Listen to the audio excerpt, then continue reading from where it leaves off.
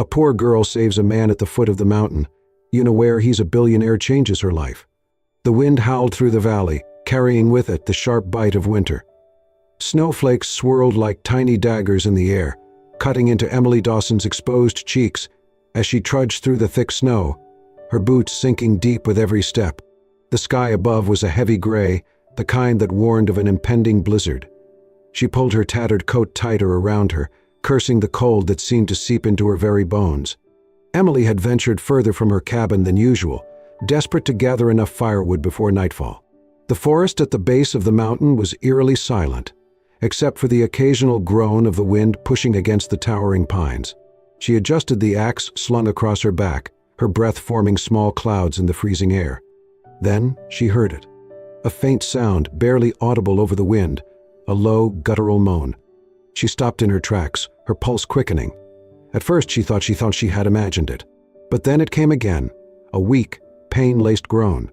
Her eyes darted around, scanning the snowy expanse.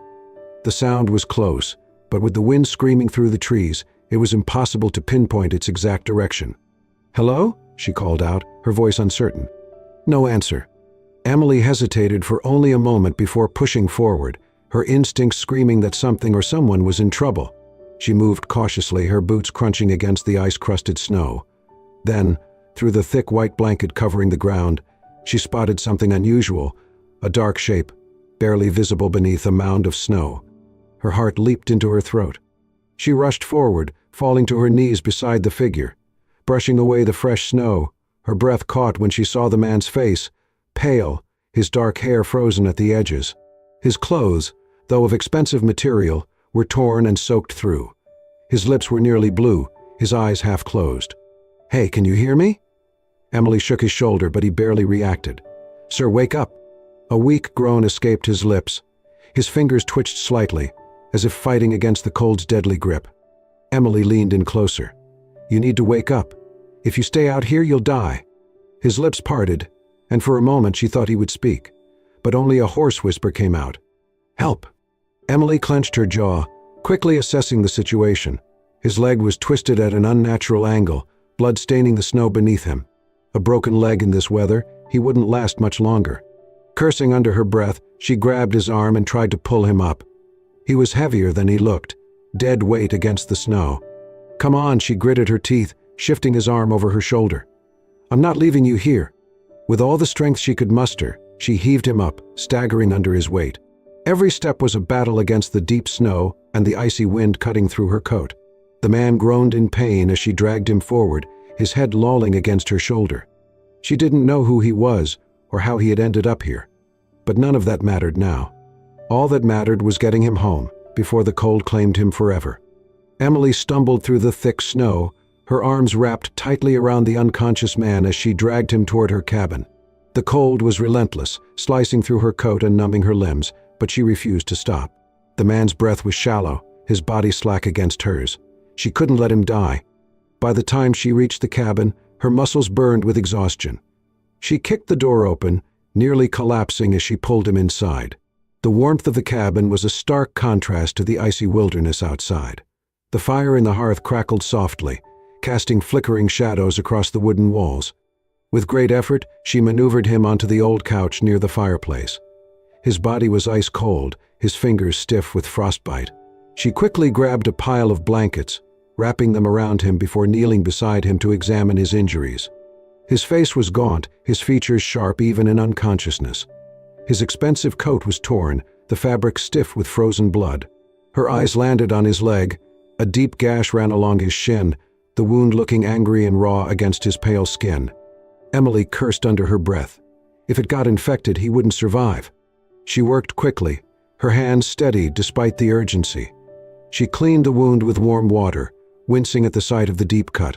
He stirred slightly, a faint groan escaping his lips, but he didn't wake. After wrapping his leg tightly with fresh bandages, she let out a slow breath. Now, all she could do was wait.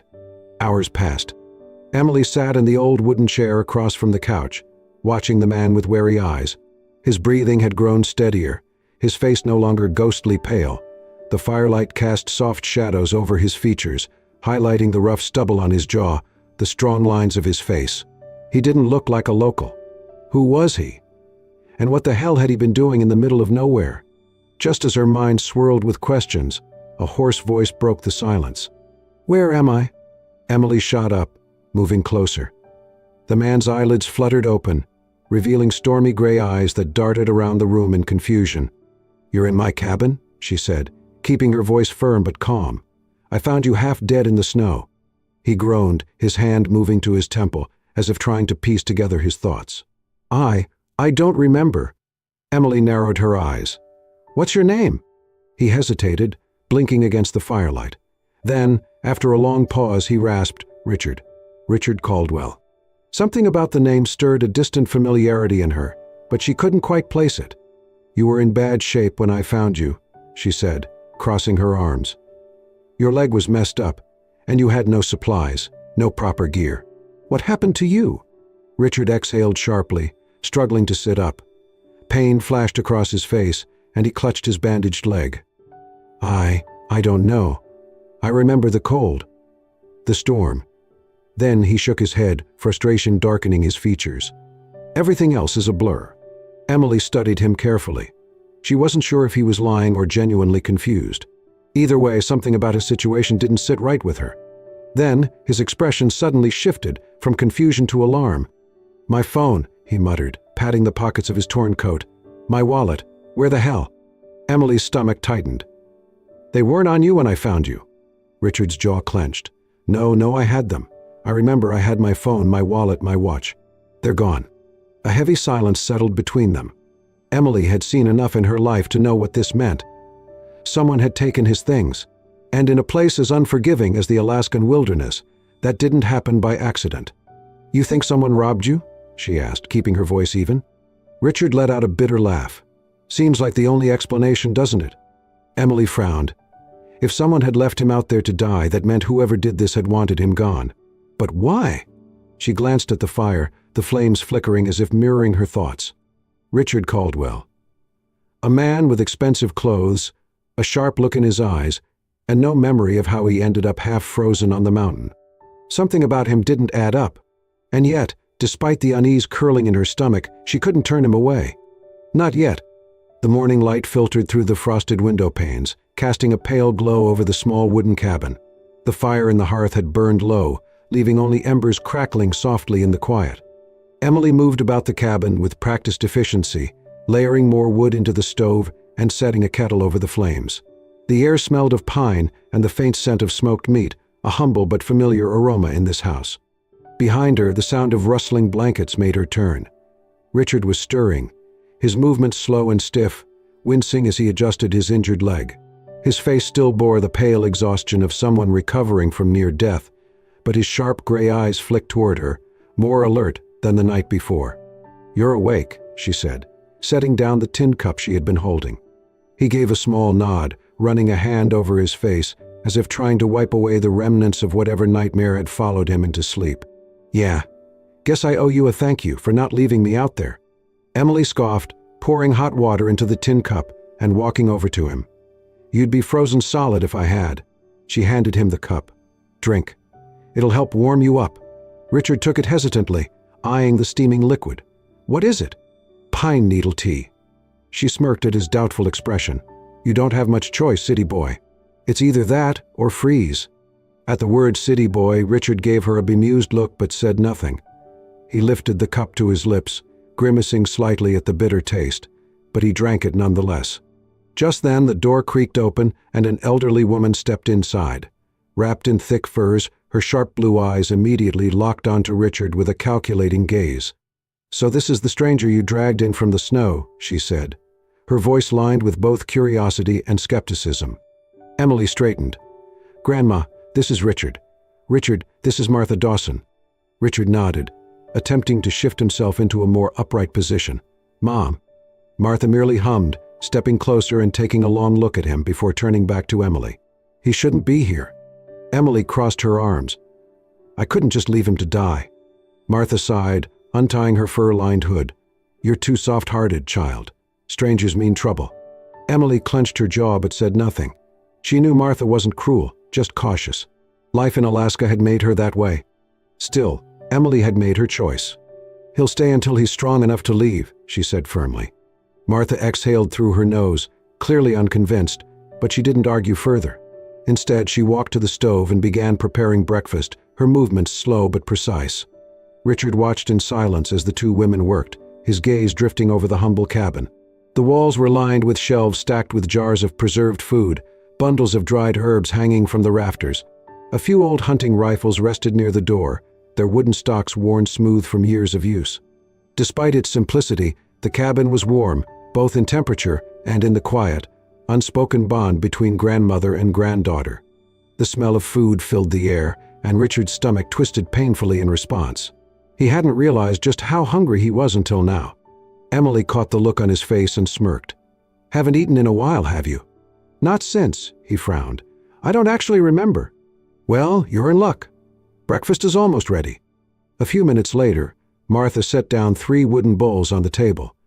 Inside was a thick stew made from what looked like dried venison, root vegetables, and wild herbs. It was nothing fancy, just simple rustic food, but it smelled good. Richard hesitated before picking up the wooden spoon and taking a bite. The stew was hot, rich with the deep, earthy flavors of slow-cooked meat and wild seasonings.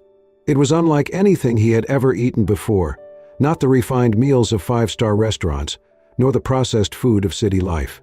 It was real, unpretentious, nourishing in a way that had nothing to do with wealth. He glanced at Emily, who ate with the same quiet efficiency seemed to apply to everything. "You live like this every day?" he asked after a moment. Emily looked up. "Like what?" "Hunting for food, making your own medicine, chopping wood just to keep warm." She shrugged. "Yeah, it's not easy, but it's life." Richard shook his head, stirring his stew absent-mindedly. "I don't think I've ever had to work that hard for anything." Martha snorted. "Doesn't surprise me." Richard chuckled under his breath. "I bet." Emily watched him for a moment.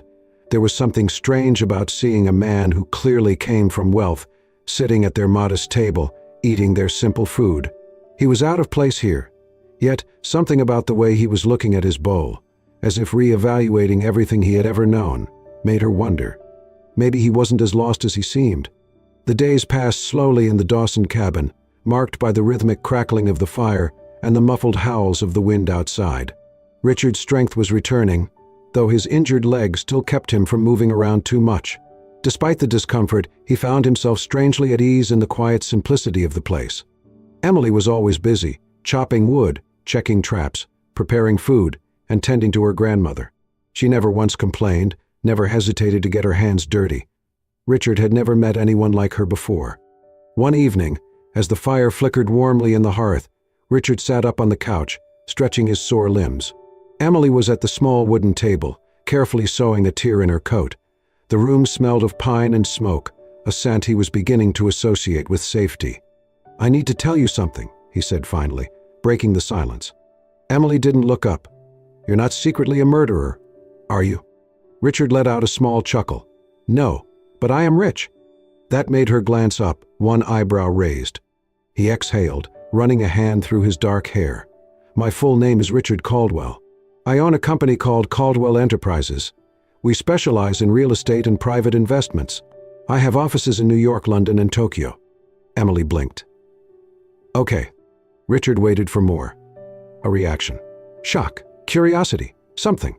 But she just shrugged and went back to sewing. "That's it?" he asked, incredulous. She didn't even bother looking at him this time. "What do you want me to say?" "Well, I don't know," Richard said, gesturing vaguely. "Most people would be a little more surprised." Emily tied off the thread and bit it between her teeth before finally meeting his gaze. "It doesn't change anything." Richard stared at her, genuinely baffled. "You're telling me you don't care at all?" She sighed and leaned back in her chair. "Look, Richard, maybe in your world money means everything. But here, it won't light a fire, it won't feed you, and it sure as hell won't save you when you're half dead in a snowstorm." Richard opened his mouth, but she wasn't finished. "Out there, you might be some big-shot millionaire," she said, gesturing vaguely toward the world beyond the cabin walls. "But here, you're just a guy who got lost in the snow." The words hit him harder than he expected. His entire life, people had treated him differently because of his wealth, his employees, his so-called friends, even the women he dated. He was used to a world where money dictated power, where his name alone commanded respect. But Emily didn't give a damn. For the first time in his life, Richard felt something unfamiliar. Humility? He leaned back against the couch, staring at the fire, his thoughts tangled. Emily, unfazed, stood and stretched. "I'm going to bed. Try not to overthink it too much, city boy." Richard watched her disappear into the small adjoining room, leaving him alone with his thoughts. For the first time, he wondered if maybe, just maybe, he had been living his entire life wrong. The morning air was crisp and biting, thick with the scent of pine and fresh snow. Richard stepped out of the cabin, leaning against the wooden railing as he took in the endless expanse of wilderness before him. The towering mountains stood against the pale blue sky, their peaks dusted in white, untouched by time. It was a sight unlike anything he had ever seen in New York, a world that belonged not to men in suits, but to the earth itself. Emily emerged from the side of the cabin, an old axe slung over her shoulder. She glanced at him, then at the firewood pile near the door. "If you're going to stand there all day, at least make yourself useful," she said, tossing him a pair of gloves. Richard barely caught them before they hit his chest. "Chopping wood? Really?" Emily smirked. "Unless you'd rather freeze tonight." Richard sighed, pulling on the gloves. He had spent his life making billion-dollar deals, managing entire companies. He had never chopped a single piece of firewood, but as he followed Emily to the clearing behind the cabin, he realized something strange. For the first time, he wanted to try. At first, Richard was terrible. The axe was heavier than he expected, and every time he swung it down, the logs barely split. Emily watched, arms crossed, barely holding back a grin. "You don't have to hit it like it insulted your stock portfolio," she teased. Richard groaned, wiping sweat from his brow. "Maybe you should just do it." "Nope," she said, stepping closer. "Here, adjust your grip. Stand like this." She positioned his hands over the wooden handle, guiding him to shift his stance. Her fingers were calloused but warm, steadying his movements. Richard found himself momentarily distracted by the nearness of her, the way the sunlight caught the strands of her wind-tousled hair. "Now try again," she said. He swallowed hard and focused. This time, when he swung the axe, the log split cleanly in two. Emily grinned. "There you go." Richard stared at the broken pieces, something like satisfaction stirring in his chest. It was a small victory, but a victory nonetheless. Maybe there was something to this whole working with your hands thing after all. Days passed, and Richard began to adapt. He helped Emily with small tasks, fetching water from the frozen stream, patching up the old wooden roof of the cabin, even setting simple snares in the forest. His suit and tie had been replaced with thick woolen clothes borrowed from Emily's grandfather's old trunk. His hands, once used only for signing contracts, were now rough from labor. And for some reason, he didn't hate it. One evening, as they sat around the fire, Emily handed him a bow. "You're going to teach me how to hunt now?" Richard asked, raising an eyebrow. Emily smirked. "You want to eat, don't you?" Richard sighed, shaking his head. "Fine. But if I die doing this, you're telling my board of directors it was your fault." Emily just laughed. The next morning, the two of them moved carefully through the woods, the air crisp with the scent of fresh pine. Richard tried to step as lightly as Emily, but she was like a ghost, silent, deliberate. He, on the other hand, snapped every twig in his path. They tracked a rabbit for nearly an hour, and when the moment came, Emily nudged him. "All right, city boy, take your shot." Richard hesitated, gripping the bowstring. The rabbit twitched its ears, sensing danger. "You hesitate, you lose," Emily whispered. Richard exhaled slowly and released the arrow. It missed by a mile. Emily winced. "Okay, that was painful to watch." Richard groaned, rubbing his forehead. "Maybe I should stick to real estate." She laughed. "Come on, we'll try again." Later that afternoon, as they made their way back toward the cabin, something shifted in the air. The birds stopped chirping. The wind stilled. Emily froze. Richard frowned. "What is it?" A deep, guttural growl rumbled through the trees. Richard's blood turned to ice. Slowly, he turned his head, just in time to see the massive grizzly bear emerge from the underbrush. Shit. The bear's dark eyes locked onto them, its muscles tensing. It was close, too close. And it was huge. Richard's breath caught in his throat. He had never felt fear like this before. Emily reacted first. Slowly. "Move back," she whispered. Richard did, as she said, his heartbeat hammering in his chest. But the bear huffed, stepping forward. its massive paws crunching the snow. Then, suddenly, it charged. Richard barely had time to react before Emily grabbed his arm and shoved him behind a tree. In one fluid motion, she raised her rifle and fired a warning shot into the air. The deafening crack of the bullet shattered the silence. The bear skidded to a stop, its ears flattening. It hesitated for a moment, then let out a final huff before turning and lumbering back into the woods. Richard's hands were shaking as he pressed himself against the tree, struggling to breathe. Emily lowered her gun, exhaling slowly. That, Richard panted, was the single most terrifying thing I have ever experienced. Emily smirked, slinging the rifle over her shoulder. "Welcome to Alaska." Richard let out a breathless laugh, still trying to steady his nerves. But something had changed. Emily had risked her life for him, without hesitation, without thinking twice, and Richard knew, deep down, that no one had ever done that for him before.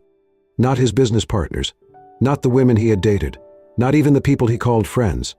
But Emily, this girl who barely knew him, who had no reason to care, had saved his life. And in that moment, Richard Caldwell, billionaire CEO, realized something for the first time. All the money in the world meant nothing compared to this. The crackling fire was the only sound filling the cabin as Richard sat at the wooden table, staring at his hands. Outside, the wind howled against the walls, rattling the shutters, but he barely noticed. His mind was elsewhere, piecing together fragmented memories, trying to make sense of what had happened to him. Emily sat across from him, sipping her tea, watching him with quiet curiosity. "You look like a man who's just figured something out," she finally said. Richard exhaled sharply, rubbing his temples. "I think I know why I was out there, why I nearly died." Emily set her cup down. "Go on." He let out a slow breath, trying to put the pieces together. "Before I woke up in the snow, I was in Alaska for a business meeting. My company, Caldwell Enterprises, was negotiating a deal to acquire a mining operation. A gold mine, to be exact." Emily's brow furrowed. "A gold mine?" Richard nodded. "It's one of the last untouched reserves in the region. Billions of dollars in untapped resources. My company had been negotiating the purchase for months." Emily's expression darkened. "And let me guess, the deal wasn't exactly clean." Richard hesitated. The truth was, he hadn't given much thought to the moral implications of his business deals before. He had people for that. But now, sitting in this cabin, seeing the world through Emily's eyes, things felt different. "The negotiations were intense," he admitted. "Not everyone wanted me to get control of the mine. There were other investors, competitors, people who stood to gain if I disappeared." Emily leaned forward. "You think someone tried to get rid of you?" Richard clenched his jaw. "Not just someone, I think it was my own assistant." The realization hit him like a punch to the gut. Jonathan Reed, his right-hand man, the person who handled his schedule, his travel, his security, the person he trusted most in his business, and the last person he had seen before waking up in the snow. The memory returned in flashes. The private meeting in a luxury lodge near Fairbanks. Jonathan standing by the fireplace, reviewing final documents. "Everything is set," Jonathan had said, pouring Richard a drink. "By this time tomorrow, the mine will be yours." Richard had taken the glass, nodding. "Good. I don't want any surprises." Jonathan had smiled. "Of course. You can always trust me." Then darkness. A sharp pain in his skull. The bitter taste of something in his drink. And then cold. Ice. The blinding white of the snow. Richard gritted his teeth, his hands curling into fists. He must have drugged me. Left me out there, knowing I wouldn't survive. By the time they declared me missing, the deal would have already been signed, without me. Emily's expression hardened. "So he tried to kill you for money." Richard let out a bitter laugh. "That's the world I come from." Emily shook her head, disgust flashing in her green eyes. "Unbelievable. And to think you actually trusted this guy." Richard exhaled slowly. "Yeah, I did." He ran a hand through his hair, his jaw tightening. "I can't let him get away with this." Emily studied him for a long moment. "So, what are you going to do?" Richard looked up, his gray eyes dark with determination. "I have to go back." A silence fell between them. Emily leaned back in her chair, crossing her arms. "Right. Of course. Go back to your world of power and money." Richard frowned. "I don't have a choice. If I don't stop him, he'll take everything I've built. He'll win." Emily's lips pressed into a thin line. "And what happens after that?" "You fix your business, put the bad guy in jail." And go back to your fancy penthouse in New York. Richard hesitated. He hadn't thought that far ahead. All he knew was that he couldn't let this betrayal stand. But now, looking at Emily, at this life he had come to respect in ways he never expected, a strange unease settled in his chest. Emily let out a breath, shaking her head. Look, I get it. You have unfinished business. But just don't forget what you learned here. Richard met her gaze, and for the first time he realized he didn't want to leave.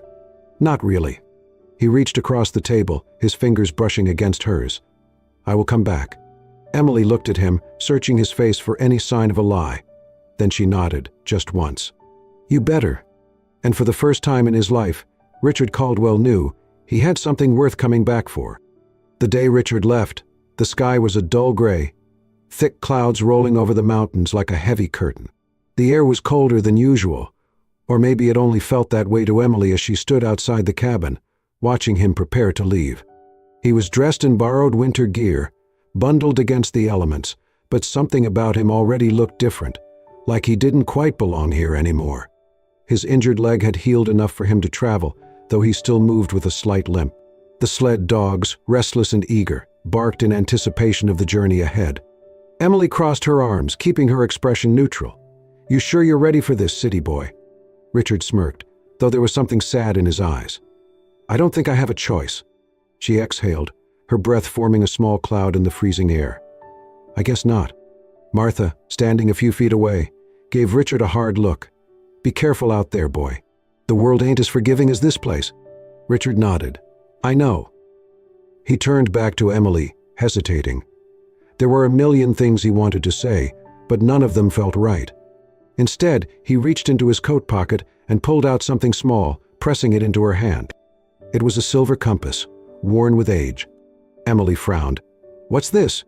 My grandfather's, Richard said. He used to say it would always point him home. Emily looked up, meeting his gaze. And where's home for you? Richard hesitated. Then, softly, he said, I don't know yet. Emily swallowed hard, curling her fingers around the compass. You better figure it out. A long silence stretched between them. Then, finally, Richard took a step back and climbed onto the sled.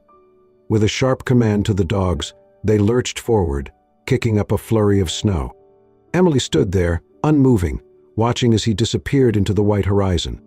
And for the first time since she was a child, she felt something strange, something that scared her more than any storm. She missed him. The weeks passed slowly.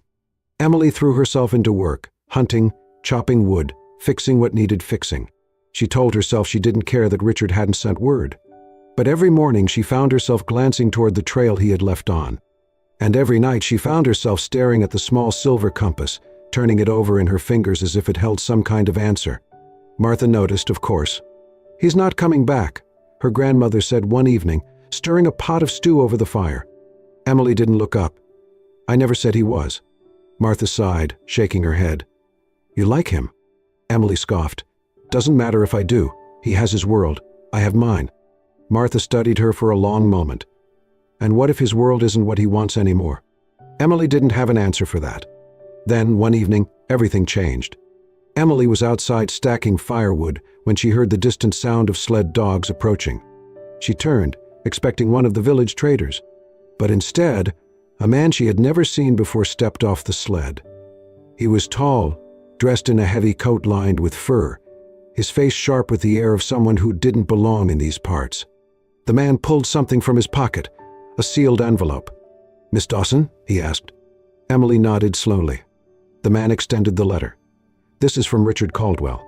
Her heart slammed against her ribs. She hesitated before taking the envelope, the cold paper stiff in her hands. The man gave a small nod. He's waiting for you. Emily's breath caught. Richard hadn't forgotten her. And now, for the first time, it was her turn to decide where she belonged. Emily had never seen so many lights in her life. New York City stretched out before her like a living, breathing entity, towering skyscrapers reaching toward the sky, endless streams of people moving like currents through the streets. The honking of horns, the flashing billboards, the sheer energy of the place, it was overwhelming. She tightened her grip on the small silver compass in her pocket, her only tether to the world she had left behind. The black car that had picked her up from the airport wove through the bustling streets, until it pulled up in front of a grand hotel. The doorman opened her door, offering a polite nod, but Emily barely noticed. She was too busy staring up at the massive glass structure before her. Was this really where Richard lived? The elevator ride to the penthouse was silent, save for the quiet hum of the city below. And then the doors slid open. Richard was waiting. For a moment, neither of them spoke. He looked different, dressed in a tailored suit, clean-shaven, every bit the billionaire he had been before. But his eyes were different. There was something softer there, something she hadn't seen in him when they first met. "Emily," he said, stepping forward. She swallowed hard, forcing herself to stay steady. "You wrote to me." He exhaled, nodding. "I told you I'd come back. When I realized I couldn't, I had to bring you to me." Emily looked around the penthouse, polished marble floors, floor-to-ceiling windows overlooking the city, the sheer wealth of it all. It felt like another world, a world she didn't belong to. Richard must have sensed her hesitation because he stepped closer. "I know it's a lot," he admitted, "but I didn't bring you here to impress you." Emily crossed her arms. "Then why did you bring me here?" Richard took a slow breath. "Because I needed you to see the man I used to be, and the man I'm trying to become." Over the next few days, Emily saw firsthand just how much Richard had changed. He had fired Jonathan Reed, pressed charges, and reclaimed control of his company. But more than that, he had started something new, a foundation. The Dawson Initiative, Richard explained one evening over dinner. It's a nonprofit dedicated to helping people in rural communities, especially in places like Alaska. Infrastructure, medical aid, education. Real, lasting change. Emily blinked. "You named it after me?" Richard smiled. "I wouldn't be here without you." She stared at him, searching his face for any sign that this was just another business strategy. But all she saw was sincerity. Real, undeniable sincerity. One night, as they walked along the edge of Central Park, Richard finally said what she had been waiting for. "I love you, Emily." Her breath caught. Richard reached for her hands, his grip warm despite the chill in the air. "I don't care about anything else. Not the money, not the company. I just want you." Emily's heart pounded, but she didn't speak right away. Because part of her still didn't trust this world. She had seen men of power before, men who made promises but never truly understood what life outside of their bubble was like. And she wasn't willing to be another piece in someone else's collection. So instead, she said, "If you love me, Richard, then prove it." His brows furrowed. "How?" Emily held up the compass. "Find your way home." Weeks passed. Emily returned to Alaska, unsure if Richard would follow. But he did. Die. Not with private jets or expensive suits, but as a man who wanted to learn. He spent months in the village, working alongside her, understanding the land, the people, the struggles they faced every day.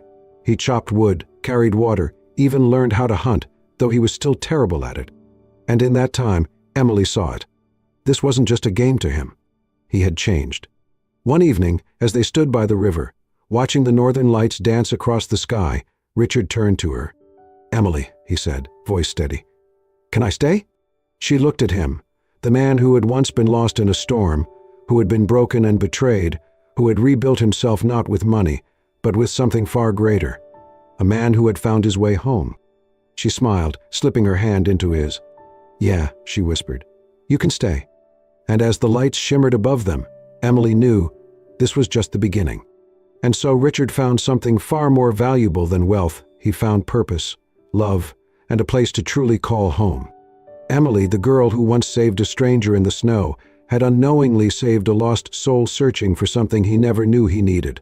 Together they built a life that bridged two worlds, one of untamed wilderness and one of towering skyscrapers. But in the end, it wasn't the wealth or the power that mattered. It was the simple moments, the quiet love, and the understanding that true riches come not from what we own, but from the people who stand beside us. If this story touched your heart, don't forget to like, share, and subscribe to Soul-Stirring Stories for more heartfelt tales that inspire and uplift. Let us bring you more stories of love, resilience, and the unexpected beauty of human connection. Until next time, stay warm, stay hopeful, and always believe in the kindness of strangers.